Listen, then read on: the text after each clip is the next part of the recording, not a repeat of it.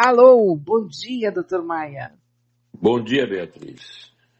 Tudo certo? Tudo perfeito, tudo para lá de Marrakech. Estamos no melhor do mundo. O melhor do mundo é aqui e agora. É aqui e agora, O melhor exatamente. lugar do mundo é aqui e agora. É Eu, aqui e agora. pelo menos aí entra uma coisa importante. Eu é que tenho que fazer o aqui e agora o melhor do mundo. Uhum. E, hipoteticamente, não me queixar que o mundo me deixa no inferno, né? Esse é um ideal fantástico, né? Mas parece que é o único mundo que a gente comanda é o que está mais ou menos a uns 5 metros de nós. O resto, só se eu tiver poder. É. Agora, uma coisa que a gente também parece que está perdendo meio que o comando é o nosso pensamento, né? Porque a gente tem tanta coisa, tanta informação na cabeça, que às vezes tu tá ali tentando, agora eu só vou ficar nesse filme aqui, né? Eu tô comandando, tô assistindo um filme, ou eu tô fazendo uma comida, tô ali ligada nos temperos, ou tô costurando alguma coisa, tô ali, então é o aqui e agora, né? E daqui a pouco passa assim alguma coisa na tua cabeça e já entra outro assunto e o comando da nossa cabeça meio que a gente está perdendo também. Ou sou eu? Isso, não, aí é uma triagem mal feita que tu é responsável. Porque a única maneira de eu, vamos dizer assim, crescer com responsabilidade e aprendendo com a experiência é sabendo que a minha dominação é relativa e eu então tenho que me conhecer melhor. E me conhecer melhor significa o quê? Saber das minhas limitações e um conhecimento cada vez maior do mundo, diminuindo cada vez mais os preconceitos, né? Esse seria o caminho mais, vamos dizer assim, responsável que alguém poderia ter. Mas não estou tirando a dificuldade que isso tem, né? Uhum. Mas aprender com a experiência é como tu disse, eu estou iludido por uma coisa, estou até faceiro ali, e daqui a pouco surge uma desilusão, uma problemática, um atravessamento que eu não espero. Eu teria que ter um recurso pessoal de me defender e me colocar numa posição. É quase como um guerreiro isso, né? Eu sou especialista em uma luta corporal, então eu tenho que aprender as defesas que eu tenho quando sou atacado. As metáforas são mais ou menos essa, mas a maioria das pessoas se sente injustiçada, mal e se queixa e alguém é responsável. Aí parece que eu volto ao tempo em que eu era criança, que eu tenho que me queixar para o pai, para a mãe ou para um irmão que eu estou sendo isso ou aquilo, né? Então, o que eu quero dizer é que essa responsabilidade, à medida que eu fico adulto, ela aumenta cada vez mais. Mas não quer dizer que eu também não tenha ficado meio criança e meio infantil, me queixando sempre para alguém, né? Então, Uhum. tu vê que nessa linha de autoconhecimento é bem isso. Cada vez mais conhecimento da minha história, do ambiente, da sociedade que eu vivo, da cultura e a posição de preconceitos, né? Até se diz assim que só pessoas muito fortes têm dois lados dentro de si. Dois lados significa assim, eu entendo o teu lado e entendo o meu lado, ou o lado do outro. É só para pessoas muito capazes, porque aí eu tenho que ser capaz de lidar com paradoxos, não com unidades fechadas, né? Crenças, então aí eu tenho uma crença. A minha religião é muito melhor que a tua, Beatriz. Eu não tenho capacidade de lidar com o paradoxo de que a tua também é tão importante como a minha. Aí, se nós não nos entender, vamos começar a briga. Mas Sim. se tu pode ter isso, por que que eu não posso ter a minha e não brigar com a tua? É, parece que a única maneira de tu ter certeza de que realmente a tua é boa é se tu partir pra porrada com alguém, né? Tem que brigar. Agora tu acertou na mosca. Olha aqui, Tchê, o meu Deus é muito melhor que o teu. Uhum. O meu caminho, tu nem imagina. Conversa um pouco comigo que tu vai ver que tu vai ficar na minha. Uma vez eu tive uma discussão, não era uma discussão, sabe quando tem assim pensamentos opostos? Eu estava na Zenha e fui pegar um táxi para subir o morro Teresópolis. E Sim, tem um caminho que é o caminho que todo mundo faz. É o caminho do ônibus, é o caminho de, sabe? Tem aquele caminho. E eu tinha descoberto há pouco tempo atrás um outro caminho que passava pelo morro como é que chama? Que passava atrás do morro da TV. E aí subia e tal. Eu não vou contar o caminho agora que não interessa para ninguém, mas eu tinha descoberto um outro caminho, que era um caminho que passava no meio de uma favela. Depois eu vim a descobrir que esse passar no meio do caminho da favela é que era o grande ponto. Mas era assim muito mais rápido, não tinha trânsito, não tinha semáforo, não tinha nada.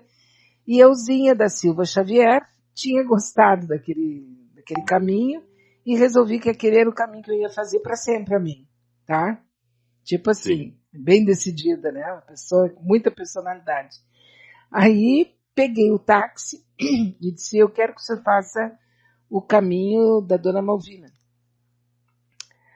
O motorista me disse: não conheço. Mas é que ele não conhece, é tipo assim, cala a boca, né?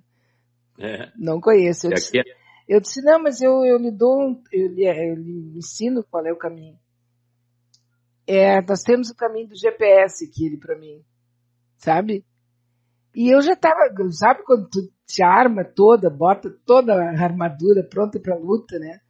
E eu tinha saído de um trabalho, assim, de um grupo espírita que eu tinha ido, e eu tava bem tranquilona, assim, sabe? Como geralmente eu tô, porque eu sou uma pessoa muito tranquila até deixar de ser. Mas eu olhei para ele e eu me lembro disso, agora o senhor falando assim, da igreja, não sei o que, eu me lembrei claramente do que eu senti. Eu senti, assim, um cansaço de discutir com ele, sabe? Eu digo, ai, não, eu vou pelo caminho normal, que é o único que ele conhece, né? É o caminho claro. cheio de tranqueira, cheio de problema, mas é o que ele conhece, mas é porque o Dr. Maia, agora me lembrei tão claramente aquele cansaço e outra coisa. Eu acabei me lembrando por que hoje em dia eu ando tão sem vontade de discutir. É um cansaço. Agora eu flagrei, sabe, nossa terapia.com aqui.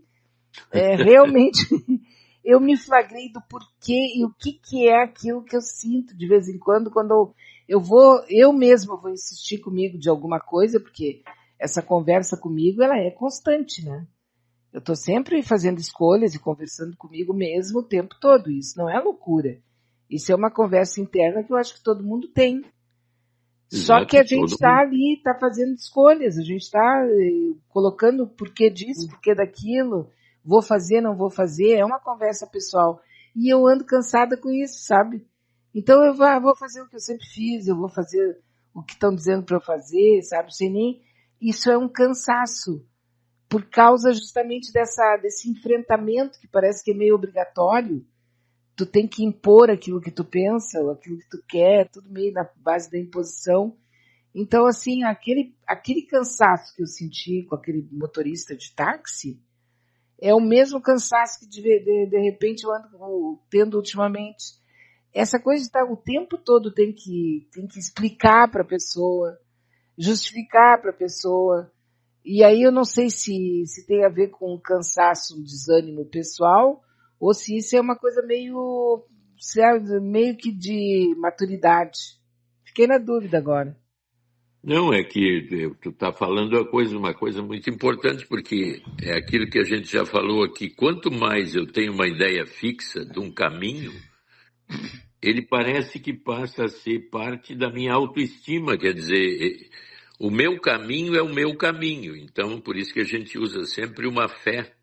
Se essa fé me dá uma certeza e uma sensação de estabilidade e de autoestima vinculada à minha crença, eu teria muita dificuldade em mudar de direção, porque qualquer mudança sempre gera uma insegurança, uma ansiedade, uma depressão, uma angústia.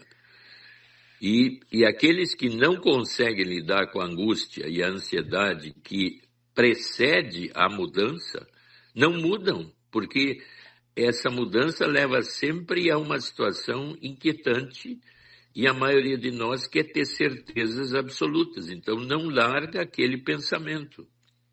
E ao não largar o pensamento, eu me emparedo, quer dizer, eu fico fixo numa forma de pensar e de ser e de ver as coisas que ele é a minha autoestima. Então, se eu mudar isso, eu fico ansioso, fico angustiado, fico mal. Então, eu tenho que me defender de todos os jeitos, senão eu vou perder a minha crença. Mas para poder aumentar a capacidade de percepção de mim mesmo, eu tenho que ser capaz de mudar as minhas crenças à medida que elas devem evoluir para posições mais razoáveis ou mais inteligíveis. Senão eu sempre vou acabar numa zona de birra, de desentendimento, de agressividade, de briga e distanciamento do outro, que é a característica da nossa sociedade. Realmente, né, ela funciona de um jeito hoje que, com essa capacidade de comunicação tão grande, assim como eu pode ser uma comunicação positiva, eu posso ser extremamente agressivo na comunicação. Sim. E mais, ainda por cima, tem um prazer negativo em ser agressivo. Tem a linha chamada masoquista e sádica, em que eu adoro dominar ou ter um poder sobre o outro, que a minha ideia seja melhor que a tua. Isso me dá um prazer que é negativo, mas é prazer. É Não tipo importa que é, seja prazer positivo. É difícil de entender prazer negativo, mas nessa linha nós estamos falando. Eu me sinto bem em te dominar e que o meu poder sobre ti é maior do que o teu sobre mim. Isso aí é o que acontece hoje em dia o tempo todo, né? Sim, aí tem que estar muito ligado no que tu estás dizendo, ouvindo, fazendo e ao mesmo tempo vendo se isso está te causando um prazer em algum sentido, negativo ou positivo, mas aquilo te dá um ímpeto, te dá Dá uma um tesão, ímpeto. te dá uma tesão. Vou discutir. Porque tem pessoas Até, que. Como é que tem pessoas que passam a vida inteira com raríssimas situações de discussão? São pessoas que vão em todos os lugares, fazem tudo que tem que fazer, voltam para casa e não tem nenhuma história de discussão para te contar. E tem outras pessoas que discutem com o porteiro. Quando saem de casa, já saem discutindo com o porteiro. Aí depois discute com o taxista, discute com a moça da loja, discute com. Sabe, tem pessoas que são assim e outras não tem uma história de discussão para contar. a agressividade e a raiva é uma tesão negativa.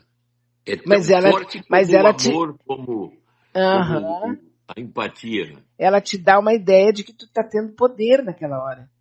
Exatamente. Isso que é difícil de entender. E aí se usa a moralidade para dizer está errado, não deve, tu deve isso, deve aquilo.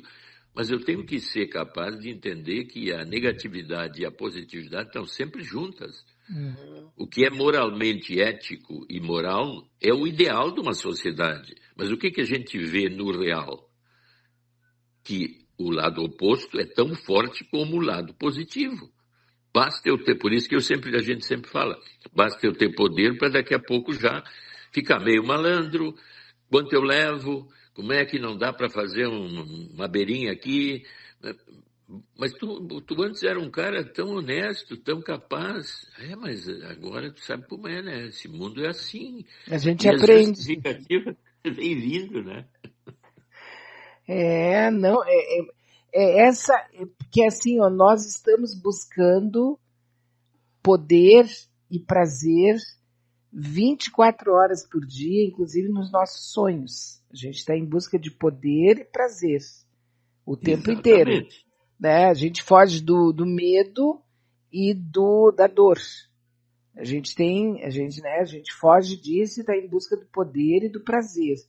Então, quando a gente tem um temperamento, porque isso tem a ver com temperamento também, né? Eu acho. Quando Não, a é gente que tem a um gente está temperamento de dentro de um briga, corpo físico, né? Sim, mas Então, tem pessoas que parece que não têm temperamento de brigar, desde gurizinho, guriazinha. Elas é, são. aí, aí a gente tem que ver sempre a origem e o tempo aquele que eu vivi com o pai e a mãe, né? Porque depende muito as minhas identificações dessa base arcaica, que é o pai e a mãe, porque, na realidade, a minha humanização é sempre uma identificação com o humano do pai e da mãe. Então, de certa forma, eu sou eles em mim, mudado lentamente para ser eu. À medida que eu sou o outro, identificar totalmente a figura da criança, ela não tem um eu pessoal, ela tem o eu da mãe. Por isso que se diz, não existe mãe nem bebê, existe mãe-bebê. É um ser fundido, quase como se fosse uma coisa univitelina, um gêmeo univitelino, um sente o outro. À medida que eu cresço, as influências externas vão diminuindo, ou melhor, aumentando, e a da mãe e do pai vão diminuindo, e eu começo a ser mais eu. Mas depende muito de cada evolução. Então, como tu disse, tem gente que parece assim que é completamente estranha ao meio que veio. Mas a negatividade e a positividade estão juntas o tempo todo. Então nós temos que entender que tem os prazeres positivos, ética e moralmente permitidos pela sociedade ideal, e os prazeres negativos, que está na zona do sofrimento e da dominação. E isso que é difícil da maioria das pessoas entender, porque eu tenho que fazer modificações internas minhas de certezas absolutas. A maioria de nós quer ter certeza absoluta das coisas. Uhum. E isso é um erro, porque como é que num mundo mutante como esse, que o fim é a morte, eu vou ter certeza de alguma coisa? Mas não quer dizer que eu não tenha que ter certezas, mas elas são instáveis. Uma certeza de hoje não deve durar 50 anos. Ela tem que evoluir com o tempo. Mas é que mudar a minha certeza, Beatriz, me deixa ansioso. Eu vivi a vida inteira acreditando nessa religião. Como é que eu vou largar ela?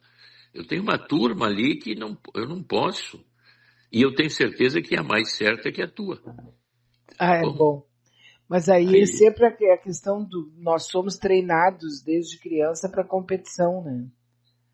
somos, o mundo é uma competição constante. E quanto mais eu for competitivo, maior eu tenho a posição que eu quero, mais dinheiro eu vou ter. E eu quero ser o Cristiano Ronaldo, ganhar 7 milhões por dia. O que tu acha? Aquilo ali ganha 7 milhões por dia. Por Agora o senhor dia, acabou comigo. 210 milhões por mês. É, mas e qual é a graça dele de gastar, então? Não, não, normalmente ele gasta sem graça. Não, mas é realmente assim, ele não lhe parece que o excesso também é uma coisa que tira a graça? Bom, aí eu não sei se nós estamos com inveja dele ou ele Não, não, não parece gracioso. não, eu vou admitir, estou com inveja absoluta dele. É uma inveja ancestral, né? É uma inveja DNAtica, inveja total dele. Mas agora deixa eu pensar que ele deve ter alguma coisa de errado. Pois é, eu também estou procurando. Não. Quer dizer, o camarada, ele pode comprar um shopping inteiro e nem vai sentir. Se ele ganha tudo isso por dia, ele pode comprar um shopping inteiro, com tudo dentro, entrar naquelas lojinhas, ver peça por peça. É tudo meu, é tudo meu. Sim, tu imagina 210 milhões por mês. Isso dá 1 bilhão, 2 bilhões e meio por ano. É, mas eu acho que tira um pouco da graça, sabia? Nós tínhamos que marcar uma hora com ele para saber disso. Eu quero saber de onde ele tira graça no quê? Bom, futebol, né? Porque no futebol ele pode perder a qualquer momento. Isso, ele é o primeiro do mundo às vezes, né? Depois é o outro, aquele o Messi, né? E assim vai, Sim. né? O Neymar, por exemplo, né? O Neymar ganhava, bom, é bem menos, mas o Neymar ganhava, parece que... Não, e tem jogador aí que ganha 2 milhões por mês, né? Nossos times aqui. Bom, é melhor mudar de assunto, porque senão acaba com o fim de semana da pessoa, né? Tá?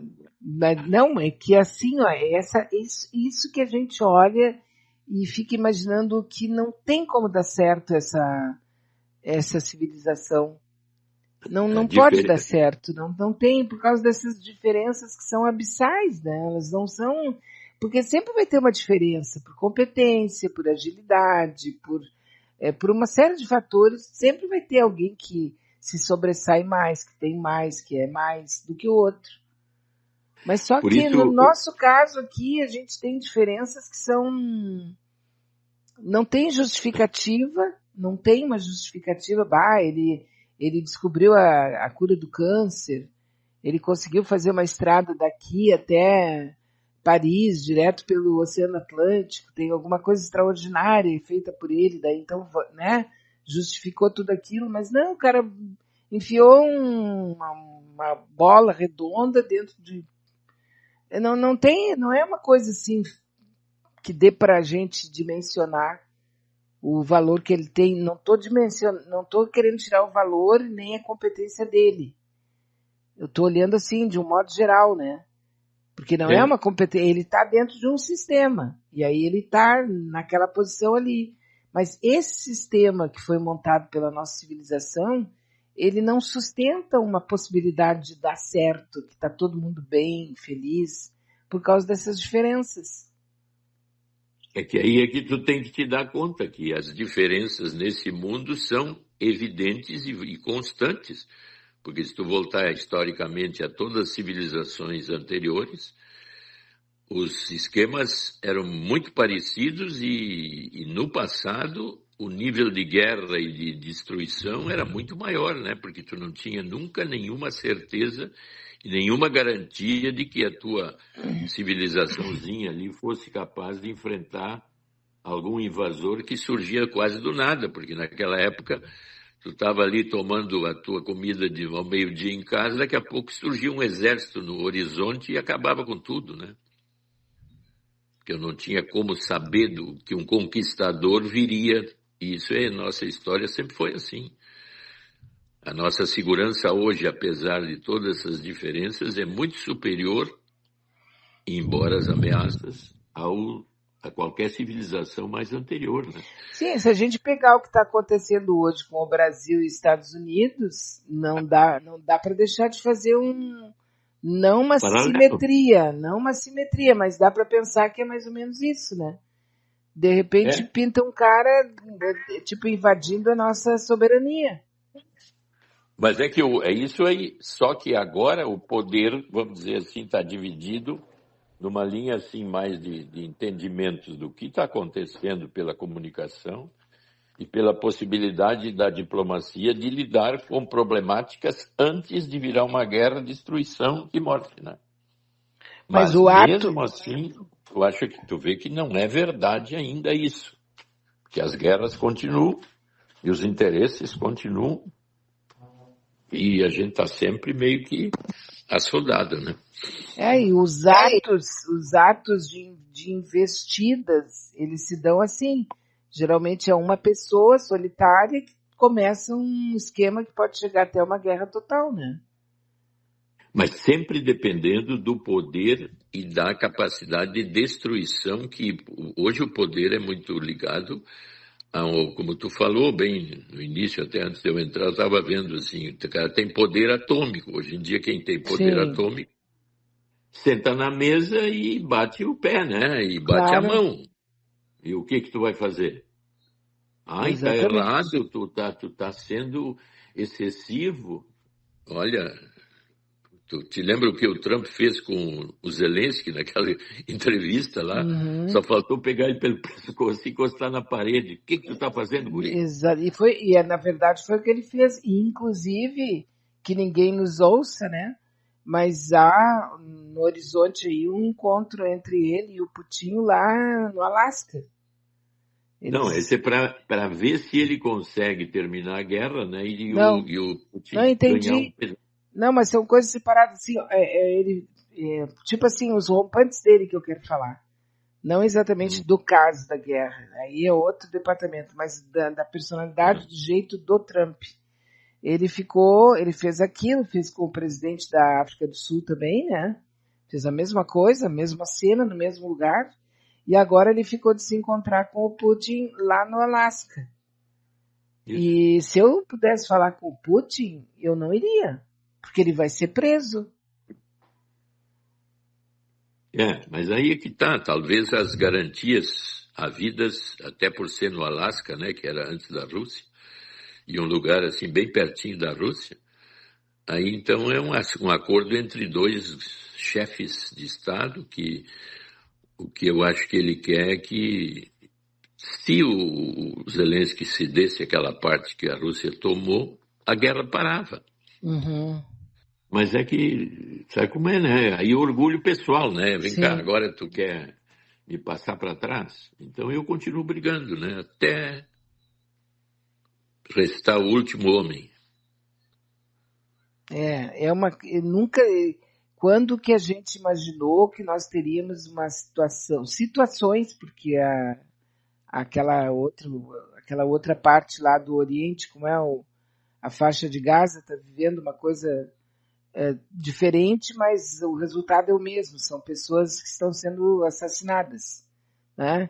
Então, se tem É, a situação histórica e não sei o que, antropológica é diferente, mas o fato mesmo, a realidade são corpos, né? Que estão, pessoas que estão em cidades destruídas, é aquela coisa ali, né?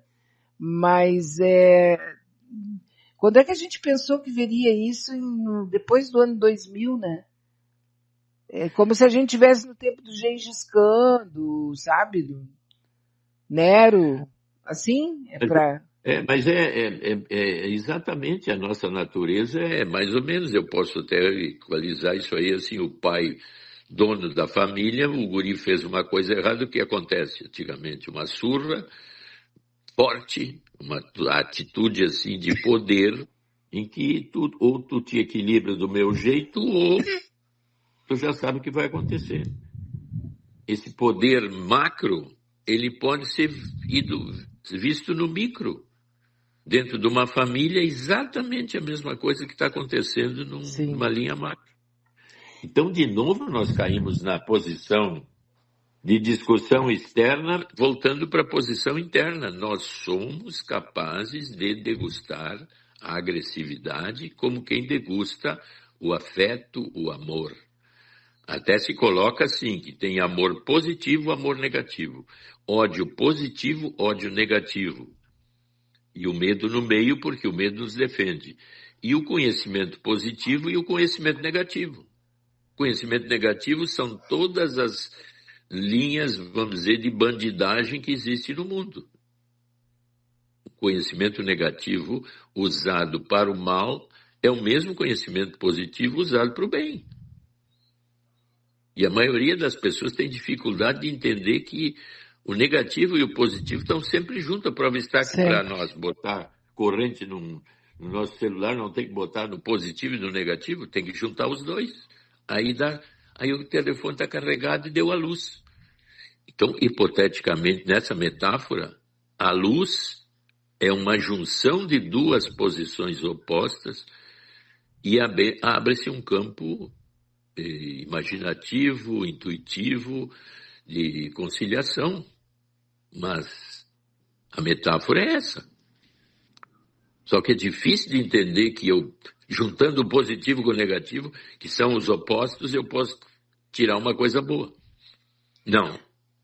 Tu é negativo, tu não presta. Eu sou positivo. E talvez por isso que agora tem uma parte aí uma parte da discussão sobre a existência de Deus e a existência do bem e do mal que está assustando um pouco, né? Qual é? Porque fica claro que só há um Criador e que a criação do bem e do mal foi feita da mesma origem. A mesma origem. Que Até não tem essa coisa do alguém criou o mal e alguém criou o bem, não. Uma criação foi feita e essa mesma criação, ela produziu o bem e o mal. Então, aí a gente pode usar uma metáfora do filme que até se discutiu, eu e o Rogério. E uma das posições é que o Poço, é o filme O Poço. Sim. O filme é famoso, são 200 e tantos níveis para baixo. E lá em cima há um banquete fantástico com tudo que tu pode imaginar, que é um dono do banquete que faz aquele banquete e as pessoas que fazem aparecem no início do filme. Maravilhoso, e quando está pronto aquele banquete, ele começa a descer. Cada nível inferior é os níveis e estratos sociais da sociedade. Uhum. Então as pessoas, eu acho que até nesse programa da TV aí que tem os caras, os cozinheiros com 3 níveis. Cozinheiro, sim, aquilo foi feito, claro, ali foi baseado no no poço. Eu acho que eles se basearam no poço. Mas claro, evidente que se basearam no poço. Isso aí. Então, Deus é o cara que faz o banquete. Maravilhoso, que é tudo de bom. E aí larga para nós resolver o que fazer lá embaixo. E aí tu vê o que acontece em cada nível. E que aqueles que fazem o poço, a interpretação, são os anjos que entregam aquela maravilha para nós. E é uma metáfora, né? Interessante. E à medida que desce, começa a aparecer todos os afetos positivos e negativos que nos habitam. Tanto as agressões, as coisas ruins e as coisas boas, à medida que a comida vai descendo e vai rareando, vamos dizer, em cada nível. Então, essa é a metáfora do bem e do mal, que o bem vem, porque a criação é única, e dependendo da visão que tu tem daquilo que hipoteticamente seria o bom, eu posso usar para o bem ou para o mal. Uhum. Mais ou menos como tu falou. Sim, a mesma coisa, por exemplo, com essa ideia de praticar o bem e o mal também. Tudo entra dentro desse quase como se fosse assim uma espécie de balança, né? Exatamente. Aí há uma balança que não é visível, mas que ali é como se houvesse essas decisões, né? Que vão sendo tomadas e tal. Mas o bem e o mal não teriam sido produzidos em esferas separadas. Teriam sido produzidas pela mesma fonte e talvez agora, assim, pensando, que o mal, o negativo, né? O mal negativo, ele é necessário até para dar reconhecimento para o positivo e para diferenciar também. Porque senão uma pessoa que só tem, uma pessoa que não convive com nada de maldade. Estou falando pessoa, assim, só para um entendimento meu, né? A pessoa ela tem tudo, ela vive num mundo de paz, não falta nada, ela tem tudo a hora que ela precisa. Essa pessoa, ela está completamente incapacitada de viver fora dali. Ela não pode ser lançada em experiências.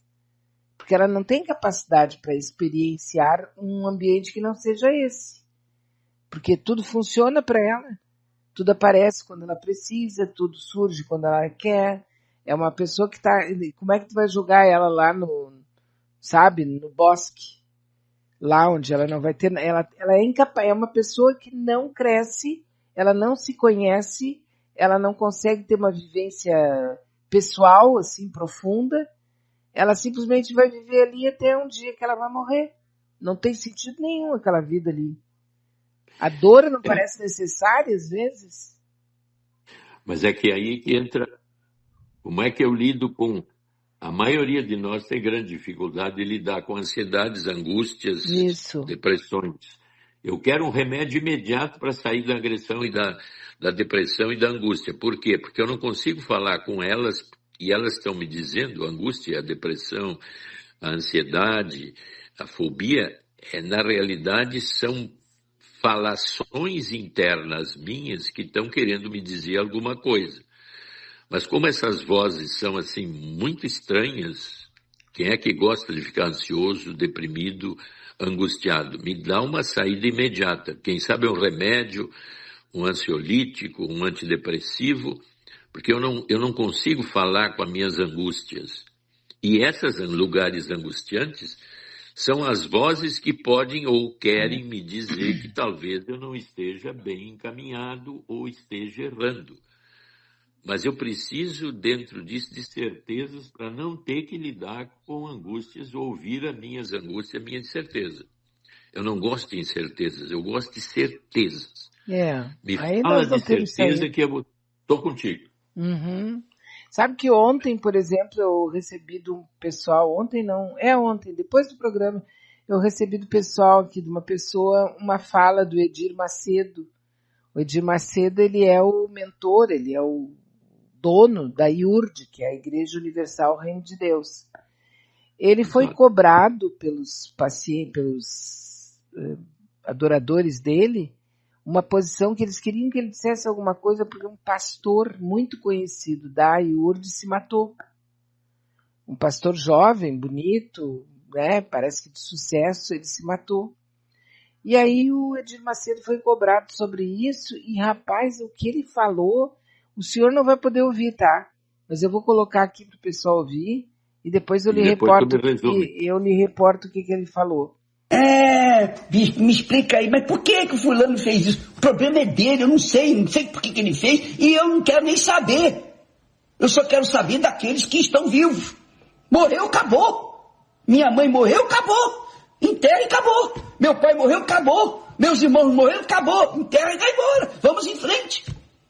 Não, acabou. Eu não vou ficar chorando a morte da bezerra. Não vou ficar chorando aqui o leite derramado. Eu vou correr para frente. Eu sou assim. Quem quiser, amém. Quem não quiser, paciência. A Esté, quando se casou comigo, ela me conhecia. Eu sou assim e acabou. Se ensina ou não. Quem não quiser, paciência. E vai embora, saia fora. Se você está na Igreja Universal do Reino de Deus e não gosta dessa mensagem, vai embora. Vai para outra igreja, vai para onde você quiser. Agora não venha encher o saco não, desculpa lá a expressão. Não venha encher o saco com um blá blá blá não. Então, ele falou que ele fala Sim. só de pessoas que estão vivas, né? Não vou perder meu tempo falando sobre o assunto. Eu falo sobre aquilo que está vivo. Para mim, a gente tem que morreu, paciência, azar. Tem que seguir em frente. Minha mãe morreu, azar. Meu pai morreu, azar. Meus irmãos morreram, azar. Eu sou assim. Eu sempre fui assim. A Esther, Maria, a mulher dele, quando casou comigo, você já sabia que eu era assim. Quer ficar comigo, fica. Né? E aí, se você está na Universal do Reino de Deus, na IURD, e sabe que eu sou assim, não gosta disso, vai embora. Não fica, vai embora, porque é assim, parará, parará, porque eu sou assim, não sei o que, eu não quero falar. Não fiquem me enchendo o saco com a história do rapaz que se matou. E o pior é que as pessoas ficam. Então, quer dizer, o cara foi direto, reto, verdadeiro, sincero, dizendo que ele é uma pessoa que não tem nenhum sentimento, que não guarda nenhuma preocupação, não tem nenhum sentimento de participação, ou de assim, de sentir a dor que o outro estava sentindo e tal, que ele é assim mesmo, que se tu tá na Universal e não gosta de mim, é problema teu, não é meu, pega e sai, tal. Agora me explica uma coisa, isso, olhando pelo lado dele, ele foi extremamente correto, ele foi extremamente verdadeiro, ele foi sincero, ele disse a verdade. Agora, a reação não fala muito mais dos que gostam dele, dos que seguem ele, do que dele? Pois é, aí que entra uma situação que, porque quanto mais poder eu tenho, qualquer ameaça ao poder, eu posso gerar o quê? Não empatia, mas crueldade. Simplesmente ignorar quem fala, porque o que vem de baixo não me atinge. Depois, num certo nível, a gente entende quando o poder é ameaçado. Eu me lembrei lá, o baixinho da Coreia do Norte, por exemplo, o tio dele foi um cara que aconselhou ele a vida inteira E aí, eu não sei porquê, essa parte é mais complexa, ele descobriu que o tio não estaria de acordo com certas maneiras dele agir na Coreia do Norte. Então ele pegou o tio, como ele fez já com vários que ele desconfia, e botou assim, tipo, uma cruz no coisa, e sabe aquela metralhadora que tem umas balas de um palmo e meio? Ele metralhou o tio com aquela metralhadora, não ficou o cadáver, desapareceu o cadáver. A degustação da agressividade era absoluta. Por quê? Porque o meu poder está tão alto que qualquer um que vier e disser que está errado, que há isso, a única saída é assim, olha aí, ó, não estou preocupado com o que tu está me dizendo, se tu quiser tu fica, senão tu vai embora.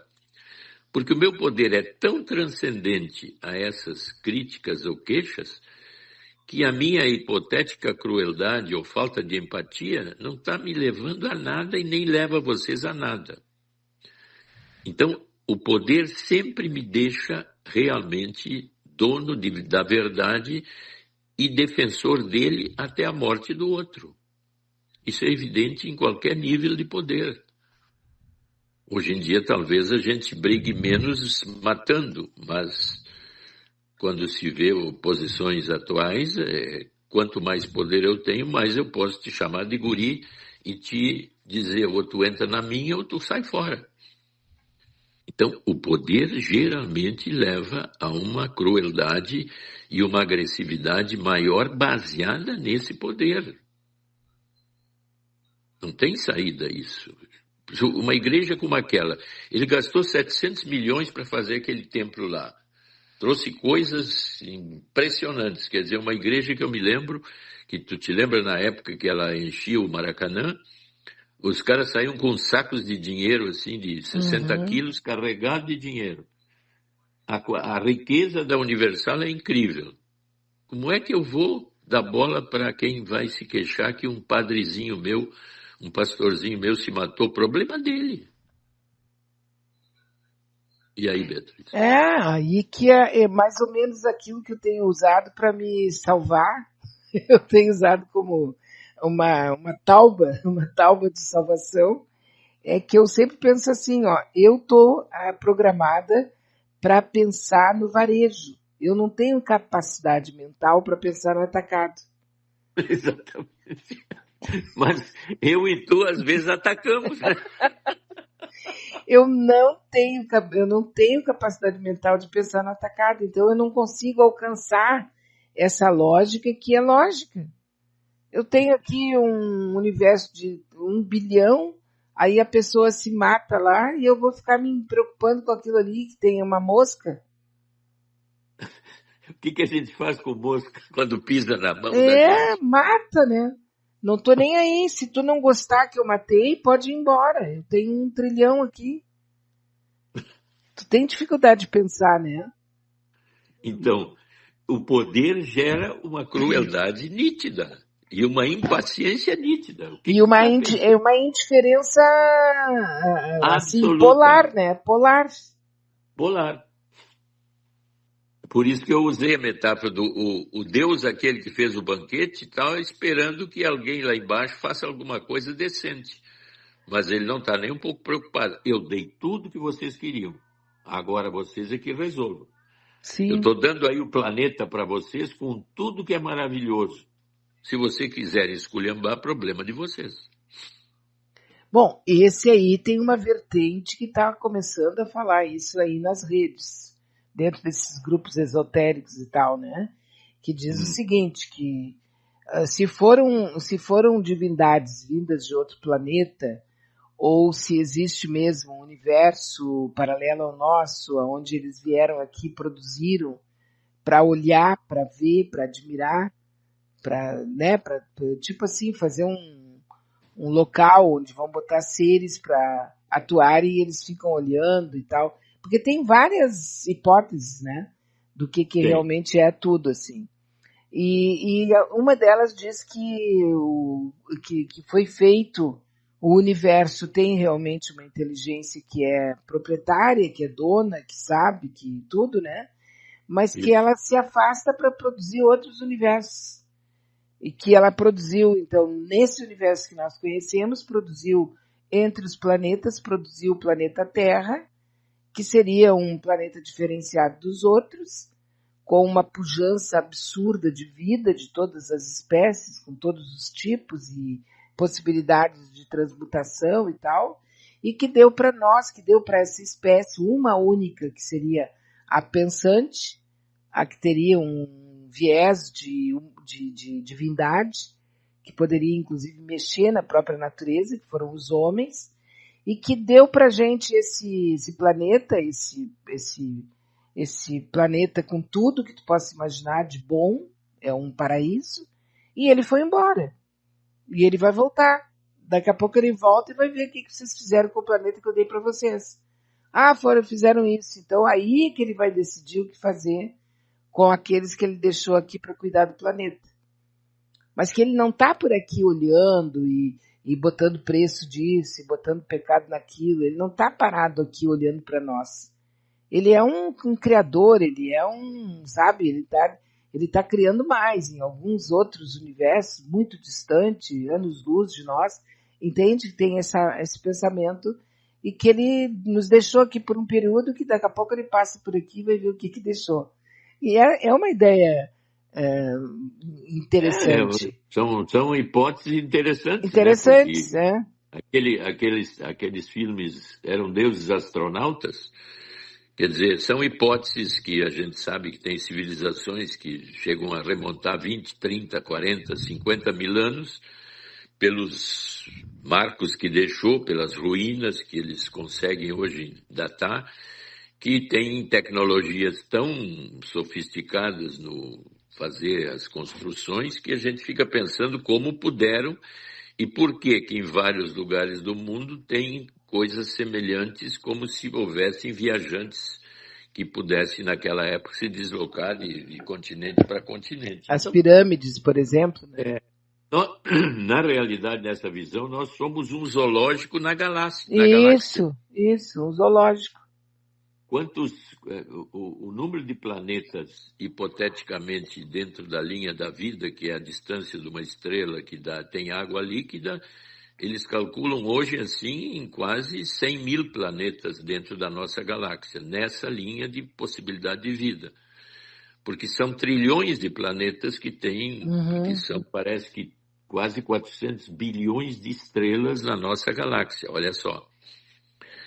E se são bilhões de estrelas, são trilhões de planetas e quatrilhões de luas e por aí vai. Numa galáxia, e hoje se chama trilhão de galáxias. Bom, então quer dizer... Não tem como dimensionar. Cuidar de tudo isso aí? Aí que tá. Eu acho assim, eu acho que tem realmente essa mente que cuida de tudo isso, que criou tudo isso. Na minha concepçãozinha, humilde, nem tão humilde assim, eu acho que realmente existe uma única mente que cuida de tudo isso e se satisfaz e se irrita com tudo isso, porque tem todos os sentimentos que nós temos. Porque o todo contém a parte contém o todo. Vamos lá, né? Eu acho que tem realmente só que, assim, é por causa justamente dessa incapacidade mental de dimensionar isso aí. Porque, por exemplo, doutor Maia, nós temos quantos milhões de como é que chama? De células no nosso corpo? São trilhões, quatrilhões, quintilhões de células. Tá, e nós temos quantos sistemas? Sistema digestivo... Não, a nossa complexidade como entidade física é fantástica. Só o cérebro, né, tem, assim, trilhões de ligações entre neurônios, né? Isso. E então, assim, e é um corpo que funciona, certo? E tem um ligado no outro. Só que nós, muito melhor exemplo, que o psíquico. Né? Agora, por exemplo, as células do nosso cérebro algum dia vão poder bater um papo, sentar, tomar um chimarrão com as células dos nossos intestinos? Não, né? Embora parece que tem uma ligação pelo nervo vago muito grande entre o intestino e o cérebro, né? Tá certo. Tá bem ligado no outro, mas eu não sei nada. Não, mas eu digo assim, algum dia a gente vai ver assim uma transferência de um grupo de células neuronais para ir lá para o mundo intestinal para fazer fazer assim, trocar ideias e tal. Não, cada um está no seu quadrado, cumprindo com a sua função desde que nasce até morrer. Né? Mas eles têm uma comunicação muito boa, né? Que nós, a gente não consegue... Não consegue entender que é a mesma coisa que a gente tem, por exemplo, a Terra com os outros planetas. A Terra com as outras galáxias. Tem uma mente, tem uma ligação entre tudo que a gente não consegue identificar nem definir, que seria Deus daí no caso, né? Eu estou aqui viajando na minha cabeça demente aqui. Então, assim, me parece que tem realmente, e às vezes eu já cheguei a pensar que, assim como no corpo físico tem tudo isso e tem muito, muito mais do que eu estou tentando falar, no corpo o corpo que nós estamos, que está o planeta Terra, que está o planeta não sei o quê, que está a galáxia das Nereidas, a galáxia dos Francisco, sabe que está todo mundo lá, é um corpo só, e esse é Deus. Assim como eu aqui, o meu fígado está conversando, se a célula do meu fígado quiser conversar e visitar a célula do meu coração, eles não vão poder fazer isso. Porque não vão poder fazer, simplesmente porque cada coisa é cada coisa. É de um corpo físico, um só. Mas aí eu já fumei minha maconha, sabe? Isso aí tu sabe que eles podem usar a internet, né? Para se comunicar. Mas assim, e o pior é que eu acho que a internet, o futuro da inteligência artificial e tudo mais, eles vão conseguir desvendar algumas coisas que a gente não vai conseguir. Enquanto ser como nós somos, porque há uma evolução nisso, né? Não, eu acho que a ciência não para de crescer e essas comunicações aí que a gente chama de difíceis de entender são eletromagnéticas, Isso. Raios cósmicos, enfim, as visões ultravioletas, visões infravermelhas, né? Tem muitas coisas ocultas, a chamada energia escura e a matéria escura. Então, nossa ciência está muito avante, vamos dizer assim, das possibilidades de crescimento cada vez mais sofisticado, né? Eles estão agora levantando as hipóteses das comunicações de portais, né? Que são chamados buracos de minhoca. Quer dizer, a ciência está num avanço assim que é fantástico. Então, eu teria também que tentar me conhecer mais essas coisas para poder lidar com a minha complexidade, porque senão eu vou ficando parado e eu só levo sustos com o que acontece de novidade. E não aproveito o susto para crescer junto com o susto, né? Sim, ou então simplesmente desistir de tudo e apenas aproveitar e viver tudo que de bom esse planeta nos oferece. Sabe, parar de imaginar por que isso, por que aquilo, quando é que nasceu aquilo, quem é que realmente tem Deus, tem o diabo, tem isso, tem aquilo, porque nós não vamos ter certeza enquanto a gente estiver no reino da matéria. E depois no reino, não sei de onde, não sei se a gente vai chegar a ter, mas é que a gente perde muito da vida que tem disponível aqui, tentando elocubrar em cima de coisas que nós não vamos ter nenhuma resposta jamais. A gente vai ter medo e a gente vai ter medo. É o que resta em toda esse pensamento, assim, né? Porque... Por isso que eu digo que o medo, a angústia, a ansiedade, tudo isso deveria ser o objetivo da gente conversar com o meu medo. Quer dizer, tem gente assim, que eu digo assim, olha, vamos falar sobre a morte. Pelo amor de Deus, não fala, não a morte não, eu fico angustiado, eu vou embora daqui. Quer dizer, a maioria das pessoas não consegue lidar com afetos negativos. E o que mais nos envolve são afetos negativos que eu estou sempre para o lado positivo e fugindo do negativo. Eu usei a metáfora de que a luz aparece quando eu junto o polo negativo com o positivo. Eu estou usando uma metáfora que é pegar o que é negativo junto com o positivo e abrir um campo intuitivo. Por que eu não posso falar do meu medo, da morte, da minha angústia, da minha raiva? Não, aí eu fico envergonhado. Não. Eu sou um cara orgulhoso. Eu não tenho raiva, eu sou do bem, eu só penso. Isso. Eu sou evoluído, eu sou sou, evoluído, eu sou espiritualizado, muito espiritualizado. muito espiritualizado. Olha, tu não imagina. De vez em quando eu noto assim que Jesus quer falar comigo. Sem contar aqueles que diariamente recebem uma mensagem direta, né? Então, assim, ó, tem gente que eu vou te contar, né? é que se nós imagina assim, agora é a viagem total, né? Tu imagina assim, um mundo onde as pessoas todas vivessem sem fazer competição umas com as outras, sem ter inveja umas das outras, sem ter todo mundo assim, que legal, que bom, então vamos fazer tal coisa juntos, um mundo assim meio que quase uma fantasia, entende? Que todo mundo cumprisse com a sua missão. Eu tenho uma missão, eu quero ser médico. Eu tenho uma missão, eu quero ser padeiro. Eu tenho uma missão, eu quero ser... E depois, no meio do caminho, mudar, ser outra coisa. Entende? Nada assim definitivo. Vai ser padeiro, virou escravo da padaria. Não, pode mudar. Daqui a pouco vai querer ser jardineiro. Daqui a pouco vai ser, sabe, motorista sei lá, vai fazer jet ski, não sei.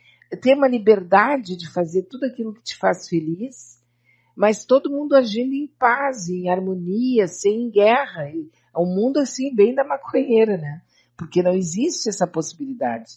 Nós estamos condenados a viver um brigando com o outro, um olhando para o outro, julgando o outro, querendo, achando negativo no outro, xingando o outro. É uma condenação. E depois chega a velhice, que é uma condenação absurda, né? Agora deu pra ti, agora que tu pensa que tu sabe alguma coisa, vai pra casa porque agora tu tá velho. E tu vê que agora tu falou tudo isso, então se eu faço uma novela, uma minissérie com essa positividade, ninguém vê. Só um capítulo. Só tem um capítulo. E exatamente. Tedioso. Onde é que está a tesão? Parece que sempre na maldade. No negativo, sempre no negativo, buscando o positivo. Então, os capítulos eu vejo todos, porque todos eles estão carregados de negatividade, de problemáticas, de agressão, de medo, de raiva, de orgulho ferido, tudo mais, e gradativamente, então, vai se orientando para uma saída ou nenhuma saída assim que seja muito clara. Como o filme, por exemplo, O Poço, né, que é extremamente agressivo e só deixa a possibilidade que dentro da agressividade tem a positividade, o positivo e o negativo se jogando um contra o outro. Então eu posso dizer que Deus seria aquele lugar onde está fixado o pêndulo e ele está sempre oscilando para lá e para cá, para lá e para cá. É um negócio assim... De vez em quando passa no meio, né? De vez em quando passa no meio. Por exemplo, todo mundo está esperando que a Odete se ferre. Todo mundo. Mas todo mundo agora está querendo saber como é que ela vai fazer para poder colocar o veneno na maionese. Né? É que todo mundo tem uma tesão raivosa com a Odete. Quando ela aparece, todo mundo fica assim, ao mesmo tempo detestando, mas prestando atenção nela, né? Como disse uma pessoa que eu vi, uma pessoa que estava considerando ali, dando comentários, uma comentarista, ela disse, ela pode ser tudo, mau caráter e tal, mas ela está aproveitando aqueles rapazes, kkkk. Entende? Porque existe dentro de nós essa ambiguidade, sei lá como é que chama isso, que tipo assim, os homens todos são os diabos, não há mulher que os negue. Mas todas elas querem um diabo que as carregue. Isso eu tinha um amigo que dizia sempre isso para nós, né? Então, assim, e tem mulheres que querem agir exatamente como os homens agem na cabeça delas. Então, é a mesma coisa assim, os irmãos traem os irmãos roubam os irmãos, os pais não são respeitados, os filhos... Ela chegou a matar um filho, aparentemente matou um filho, né? Deixou o filho sequelado. Depois do acidente. Mas tu vê olhando para ela assim, todo mundo vê a tesão do poder. Eu Isso. critico ela, mas todo mundo assim, degustando, a essa falação, né? Degustando os homens e degustando o poder. Ela quer destruir, sempre que alguém ganha dela, ela cria condições para destruição.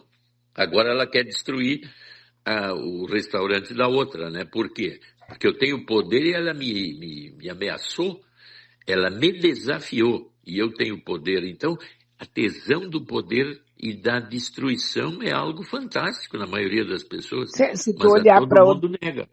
se Eu tu olhar nego. para Odete e olhar para o Trump e olhar para o Zelensky, e olhar para o Putin e olhar para todos, o próprio aquele lá, o pior de todos, que é o Netanyahu, né? E se tu Sim, olhar, eles têm um pouco deles, tem dentro da Odete ali, do sim, Marco e tu vê que Aurélio, sabe? todos eles têm, o Marco Aurélio tem aquele orgulho de roubar e ter uma posição dura, violenta, que a mulher dele está se equiparando no sentido assim, eu gosto de ti, mas o meu poder é meu. Ela está fazendo o que muitas mulheres não conseguem com o machismo, né? Uhum. Agora, bem aquela Isso, história, né? Aquela história assim da falta do caráter, e assusta porque as pessoas têm os seus parentes, têm os seus irmãos, têm os seus, né, as pessoas que estão em torno ali, e quando vê um filme, um desenho, uma novela, um livro que mostra personalidades assim, de vez em quando tu identifica num parente, né? Alguém que é parecido com isso, que age assim. olha Então, bem, é muita tu vê, mentira, né? Muita mentira, incrível. Em questão, sim, por mas exemplo, olha, agora me disseram que o Marco Aurélio é o pai do Afonso.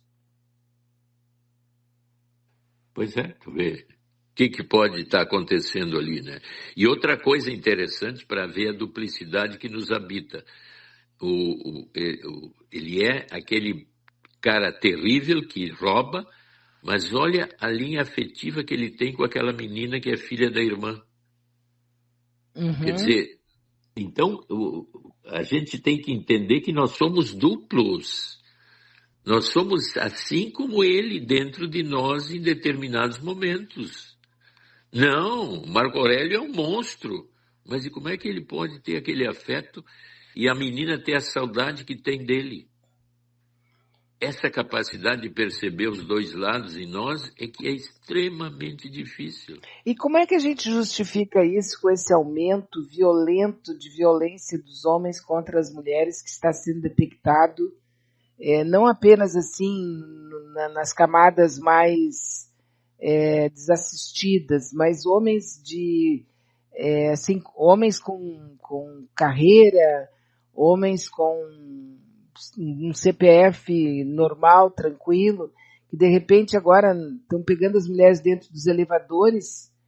Isso aí começaram a contar, sempre aconteceu, ou porque aconteceu com um e agora aconteceu com 3 ao mesmo tempo.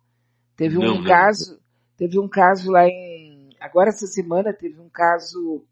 Primeiro teve aquele caso do jogador, né, que deu 60 tiros, 60 socos na companheira e ela tem que reconstruir todo o rosto, né? Ele tá preso, parece que apanhou na cadeia, aquela coisa toda, mas aí aconteceu dentro do elevador. Agora aconteceu um caso dentro do elevador também em Brasília, um empresário, assim, bem cotado, com 55 anos, também deu uma surra na mulher. Aconteceu um outro caso agora de um halterofilista que deu uma surra na namorada que não queria mais ficar com ele, mas estava sendo gravado. E então, assim, é de uma violência incrível isso. E diz que está acontecendo cada vez mais. E o detalhe, essas mulheres não tinham compromisso com eles. Mas o que eu acho é o seguinte, Beatriz, o que está acontecendo no nosso mundo é a comunicação de uma rapidez incrível e a possibilidade de ser flagrado esses casos, porque sempre foi assim. Só que antigamente tu não tinha mídia, tu não tinha gravação, tu não tinha nenhum acesso a isso. Então a maioria das problemáticas ficam esquecidas. Era palavra contra palavra. Até hoje, por exemplo, tem gente que nega o Holocausto, porque os registros são poucos, não tem. Sim, Então, por quê? Quanto mais capacidade de registrar a coisa, mais eu vejo uma coisa que era oculta antes e que agora está aparecendo. Tu pode ver no sentido da homossexualidade. Se tu voltar 200 anos para trás, tu notava essa quantidade de transtornos ou problemáticas de gênero? Não. Hoje em dia é cada vez mais aceita porque agora é uma coisa natural. Eu não tenho mais que me esconder por eu ter uma tendência de gênero diferente do meu corpo. Então, a mídia e a comunicação está abrindo campos de coisas que antes eram escondidas aparecerem cada vez mais como normais ou naturais, embora não seja normal agredir o outro. Mas aí é uma coisa ligada a esse machismo estrutural que a gente sempre fala, né? De dominação, de querer dominar o outro e que aparece nos casais e nas famílias. sim, e tem alguns aí que discutem que os homens, eles perderam aquela posição de macho provedor, macho alfa, porque as mulheres estão nas ruas desde a Segunda Guerra Mundial, daí tem todo aquele pedaço, né? O primeiro pedaço, o segundo pedaço, e agora as mulheres que estão praticamente, são o maior número nas universidades, e que os homens estariam duvidando da sua macheza, do seu porquê? Porque antigamente ele era o macho provedor, o macho que assistia, que dominava, e que a palavra dele era a última palavra. E esse macho de agora, ele não apita nada, ele não tem poder nenhum. Mas se tu observar, então, que a mulher ganhou poder e ganhou capacidade de votar na década de 30, o feminismo cresceu no mundo. Agora, se tu for para um país como o Irã e o Afeganistão, tem alguma queixa de machismo? Tem, mas elas não têm espaço, não existe mídia lá para aumentar. Pois é. Né? Mas então, tem. A questão é que não tem. Não tem mídia, mas tem dominação absoluta da mulher. Mas aí tem a religião, né? Tem o aspecto da religião, que aí é meio que é difícil discutir quando tem religião no meio.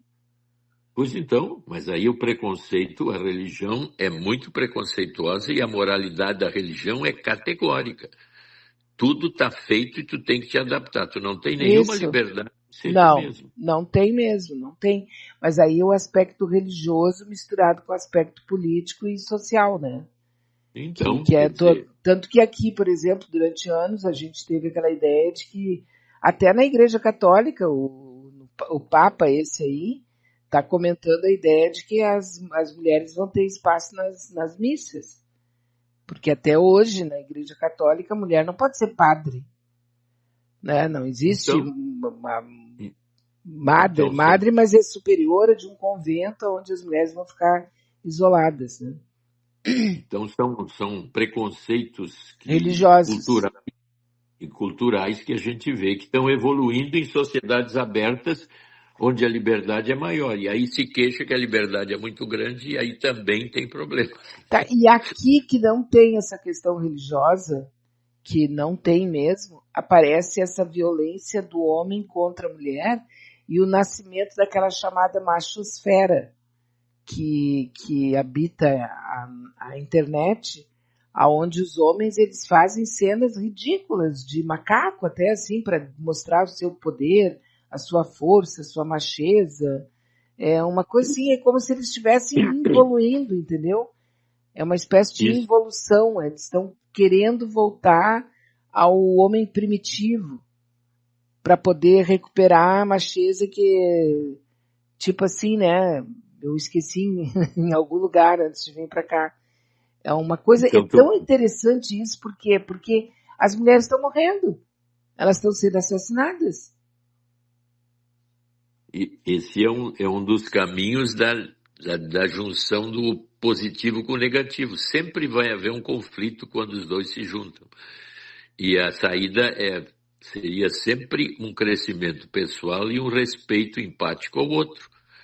numa sociedade aberta em que no início não tem assim uma direção clara, por exemplo, como tem no Afeganistão e no Irã, a ordem social fica, de certa forma, ameaçada por esses lados que não se dão bem. Então, eu tenho que entender que essa complexidade sempre aparece quando o embretamento não é social como deve ser, que aí toda religião, toda a linha assim de fazer as coisas como deve ser feita na linha bem clara, quer dizer, é assim que tu deve te conduzir. Tu é embretado, de certa forma, em algumas coisas. E se tu está numa sociedade aberta, surge o lado negativo junto com o positivo. E aí a gente fica perdido, como tu está colocando. Mas vem cá, por que os homens estão fazendo isso no Brasil, ou no, sei lá, se no mundo aberto? Aí tem outro aspecto, de repente, é que a nossa sociedade aí, desde 1980 por aí, ela foi ficando cada vez mais mimada e não consegue ouvir um não também, né? Mas aí é que está. Se eu abro o caminho para que eu possa dizer que o teu caminho que tu quer que eu siga não é bem o que eu quero, aí tu pode dizer mimado, porque eu não quero seguir o caminho que tu está me dando. Aí tu diz para mim, não, é o melhor. Bom, mas melhor é eu descobrir qual é o melhor, né? Uhum. Então essa liberdade pessoal tem esse grande problema de abertura demais e a tendência então é botar limite.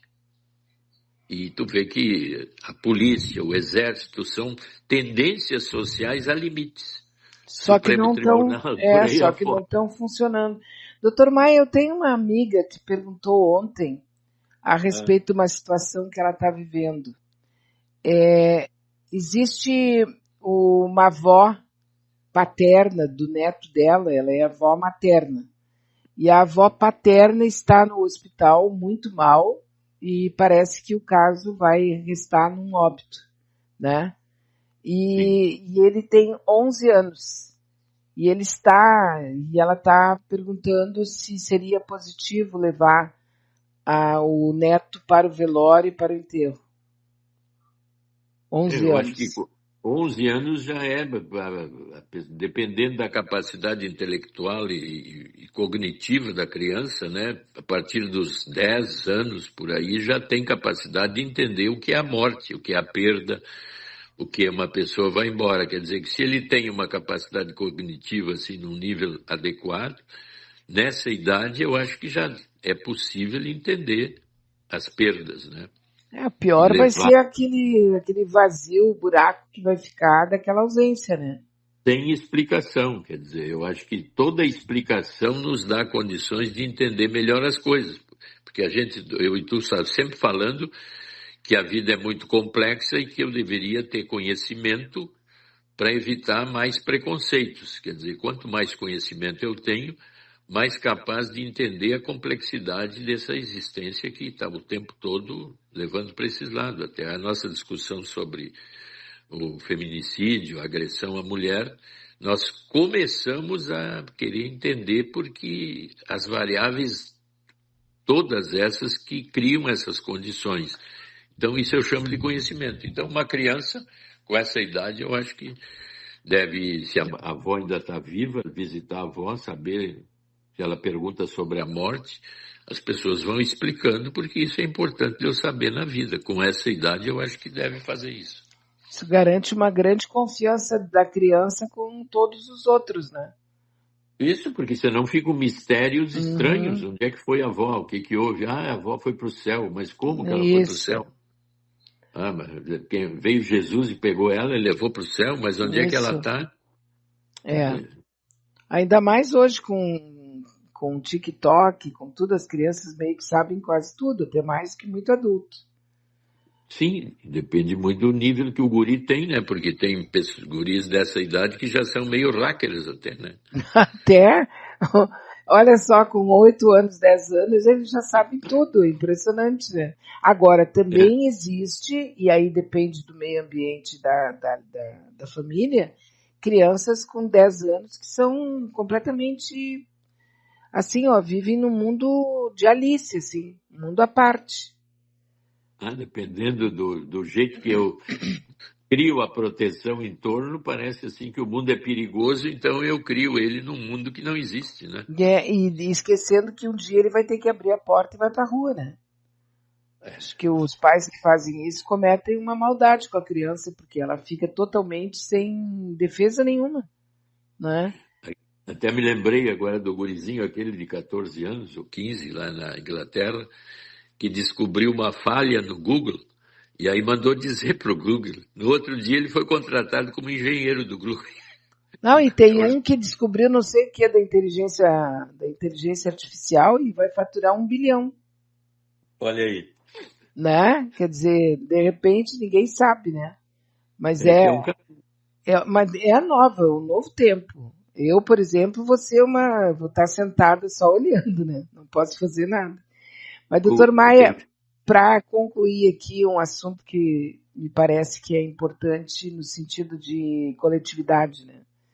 Sim. Mais de 500 pessoas são resgatadas de trabalho escravo em Mato Grosso. Ao menos 563 trabalhadores em condições análogas à escravidão foram resgatados em uma obra lá no Mato Grosso. Pessoas sem direito nenhum, pessoas sem alimentação, pessoas que não tinham direito onde dormir, e houve uma denúncia e geralmente acabam encontrando em obras, né? E aí, segundo o Ministério do Trabalho, as investigações se intensificaram após um incêndio que destruiu um alojamento no dia 20 de julho. Diz que descobriram um quadro alarmante de condições degradantes de trabalho, inúmeras violações a condições de normas de saúde, segurança do trabalho, não havia fronhas, travesseiros, roupas de cama, os colchões muito velhos, de má qualidade, os trabalhadores dormindo no chão, sob as mesas, não havia... Assim, o caos realmente, uma coisa dramática em 2025. Então, após o incêndio, foram começadas as investigações, foram confirmadas as irregularidades, e eles eram trazidos não da África e nem da Ásia como escravos, eles eram trazidos do Maranhão, do Piauí e do Pará. Segundo depoimentos, muitos deles foram aliciados por intermediários em suas cidades e pagando do próprio bolso para chegar até o local de trabalho. Já houve casos no Iêmen, né? Em outros países lá do Sudeste Asiático, que brasileiros foram resgatados de quadros de nova escravidão, né? A escravidão moderna. Então, a obra... Isso é um caso, tá? Está em vários jornais aqui, não preciso nem dizer uma fonte, em vários jornais está a história. Como é que isso acontece também das pessoas que se sentem livres para fazer isso e as pessoas que aceitam e ficam nisso, assim, como é que isso acontece? Porque é falta de fiscalização, é falta de punição, porque esses donos dessa obra aqui, o que vai acontecer com eles? Vão pagar uma multinha? Vão prestar serviços à comunidade? Quer dizer, isso também não assusta ninguém, né? Não. Mas tu vê que, de novo, a gente está falando da nossa capacidade sádica de manipular o outro em benefício meu. Uhum. Então, o prazer que eu tenho econômico com isso justifica eu trazer essas pessoas que estão muito mal ou estão muito pobres nesses lugares. A gente vê isso acontecendo nas fugas da Venezuela para o Brasil, nos haitianos, tudo mais. Quer dizer, normalmente, quando o poder cresce, eu acho que se justifica exatamente isso. Quer dizer, quanto mais poder eu tenho, eu posso agir como o dono da Igreja Universal. Olha, essa gente pobre não tinha onde cair morta, eu dei o suficiente aqui para manter a vida. E eles estão vivendo razoavelmente bem do que eu posso dar, mas eu nego que eu esteja aproveitando dessa forma absurda o outro. Uhum. Então, no meu lado agressivo, sádico, que pega todos os afetos egoístas, orgulhosos, narcisistas, de ganho exploratório, dependendo da situação de poder, eu faço isso o tempo todo. Isso vai acontecer no nosso mundo, a cada momento está acontecendo em algum lugar do mundo. Só na África se diz que num dos países lá com mais fome, até o fim do ano morreriam 2 milhões de pessoas.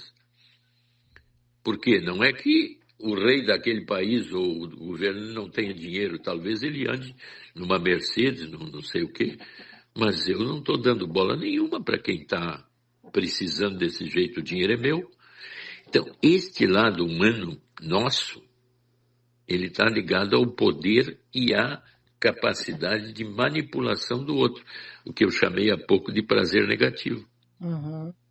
Eu estou ganhando dinheiro à tua custa. Ah, mas eu devia ser igualitário.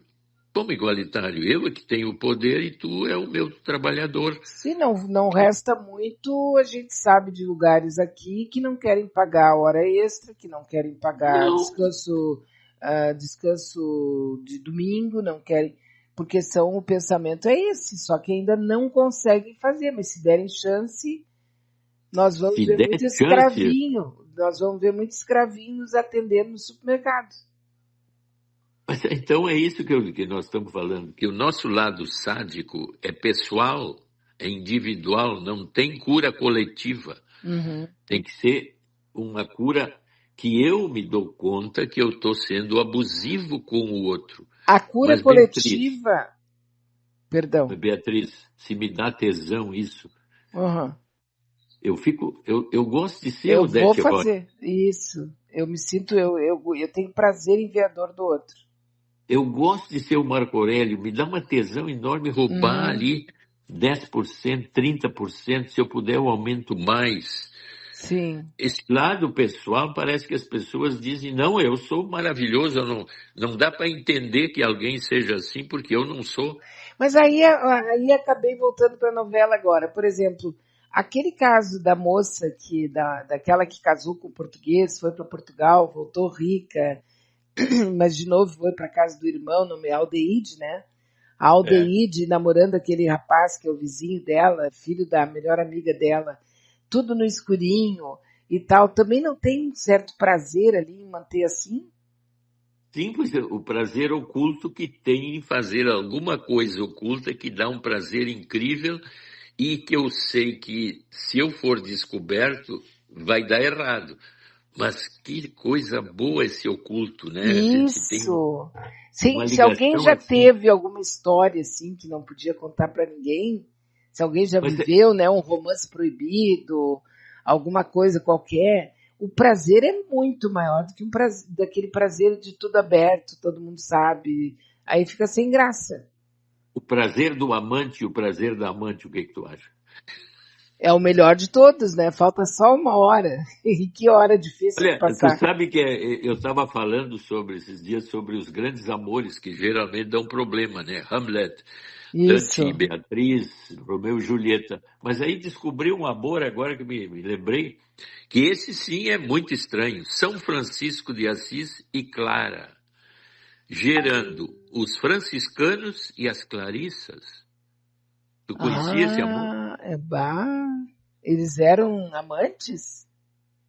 Ora, é um dos grandes amores. Eu fiquei de investigar mais para ver em que nível chegou, porque São Francisco de Assis e Clara, gerando a Ordem das Clarissas e a Ordem dos Franciscanos, é um amor espiritual e divino, né? Sim, não chegou às vias de fato, então foi só o idílico. Não sei, Beatriz, eu acho que podemos conversar na próxima. É o grande assunto da semana que vem, então. Tá bom. Mas pelo menos foi um amor bem, né, extremamente abençoado. Válido, né? Abençoado. Tá possível. Agora o escondido é bem melhor. Então, bate mais o coração. Não, porque assim, a mesma coisa quando a gente é criança, que tu tá fazendo uma coisa que tu não pode, mexendo na geladeira ou mexendo em alguma coisa que tu não pode. E aí tu fica olhando assim para ver se tem alguém, né? A sensação do crime, a sensação do errado, ela tem um quê que eu acho que tá ali a mão do Satanás. É por isso que ele acaba encantando as pessoas. É essa Então, sensação de um prazer diferenciado que faz com que a gente peque, né? Porque a senão nós não tesão do segredo. pecaríamos. A tesão do A segredo. tesão do segredo. Manter em segredo a todo custo. É isso aí, Porque, doutor Maia. Olha, o ser humano é uma caixinha de... É um poço, né? Na verdade, nós somos um poço, pensando bem.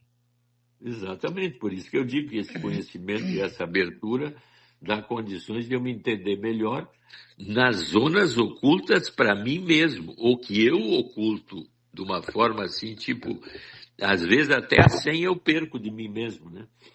Não, essa aí, de vez em quando, a gente perde mesmo, né? O fato é o seguinte, nós um dia vamos ter um fechamento dessa história toda, né? Vamos ter. Um dia a gente tem. Um dia a gente tem um fechamento e que não perca as suas senhas, no mínimo, né? Não perca a sua senha, por favor. Por favor, doutor Maia, um grande abraço, obrigada, viu? Até a próxima. Um grande abraço aos ouvintes e tudo. Um abraço, obrigada.